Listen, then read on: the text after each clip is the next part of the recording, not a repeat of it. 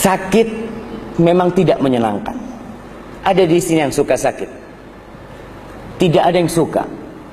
Tapi dia datang tanpa diundang. Kita tidak mau sakit. Kita tidak mau penyakit itu hinggap di tubuh kita. Tapi dia datang dengan sendirinya. Dan itulah takdir ilahi. Innallaha ala kulli syai'in qadir. Yang kita tidak dapat menolaknya. Yang walaupun semua dokter kita datangkan untuk mengobatin kita. Berangkat dari satu dokter ke dokter yang kedua, yang ketiga, yang keempat, yang kelima, yang ke-10. Apabila Allah tidak menentukan sembuh, tidak akan sembuh kita. Berapapun uang yang kita keluarkan untuk berobat. Tapi kalau Allah tidak menentukan kesembuhan buat kita, maka kita tidak akan sembuh. Orang yang sakit, tidurnya tak nyaman. Makan pun pahit di lidahnya. Maka kebanyakan orang tidak mau sakit. Tapi kita lihat bagaimana Nabi Muhammad SAW mengajarkan kepada umatnya apabila dia sakit. Pada suatu ketika Rasul SAW membesuk itu berziarah ke tempatnya orang yang sakit. Dan hakul muslim alal muslimi sit. Haknya orang Islam, seorang muslim untuk muslim yang lainnya ada 6. Salah satunya, idza marida fa'udhu. Kalau saudaramu sakit, kunjungi dia. Datang ketika saudaramu sakit. Banyak di antara kita, kalau yang sakit itu miskin, dia tidak berkunjung. Tapi kalau yang sakit orang kaya, orang yang bermartabat tinggi, Masya Allah, yang datang mengunjungi dia itu banyak. Kita lihat Rasul SAW, beliau mengunjungi semua sahabatnya. Beliau dengar sakit, dia kunjungin. Salah satunya adalah Ummu Sa'id. Ketika Rasul SAW berkunjung, beliau mengatakan, malaki ya Ummu Sa'id tuzafzifin. Ummu Sa'id, ada apa denganmu? Kau menggigil, demam. Apa kata Ummu Sa'ib? Al-humma la barakallahu fiha. Al-humma la barakallahu fiha. Kata dia, demam ya Rasulullah, semoga Allah tidak memberkati demam. Ya namanya penyakit, siapa yang mau sakit? Apa kata Rasul sallallahu alaihi wasallam? La tasubbil humma. Ummu Sa'id, jangan kau mencela humma. Jangan engkau menghina humma, mendoakan keburukan buat humma. Kenapa? Karena humma ini memiliki hikmah yang besar.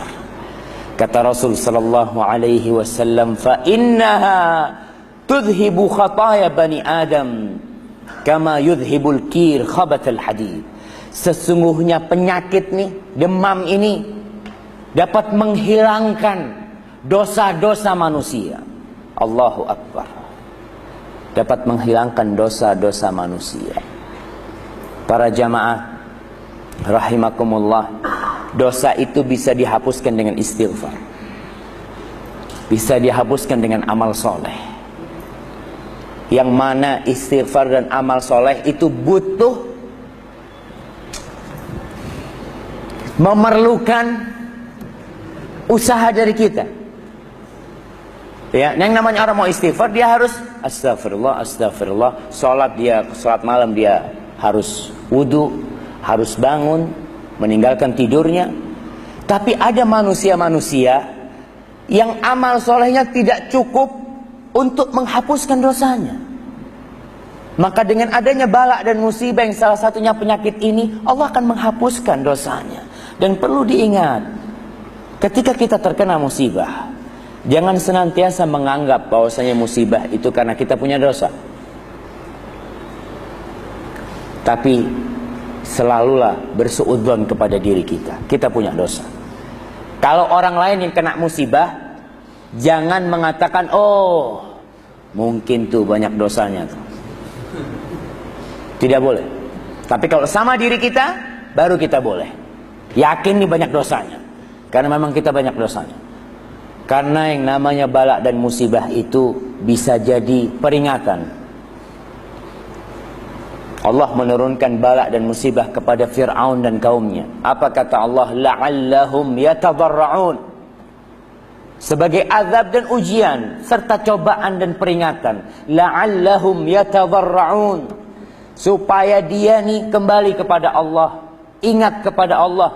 Berapa banyak manusia-manusia yang tatkala dia sihat, dia jarang ke masjid, dia jarang memegang Al-Quranul Karim. Tapi tatkala Allah kasih penyakit, dia Masya Allah, tuh kitab tafsir numpuk di depan rumahnya, kitab zikir pagi sore, Masya Allah. Dilihat, abang Masya Allah, Datuk sekarang suka baca ya. Ya mau apa lagi, kata dia. Mau apa lagi sudah. Itu adalah kebaikan Allah kepada kita.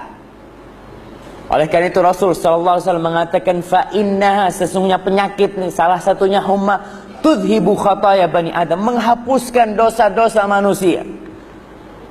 Sebagaimana api itu, apa kir itu bahasa Melayunya, Ustaz? Biasanya orang kalau mau membikin pedang, membikin apa, dia panasin tuh pedang, kemudian dibersihin sehingga karat yang ada di besi itu bersih.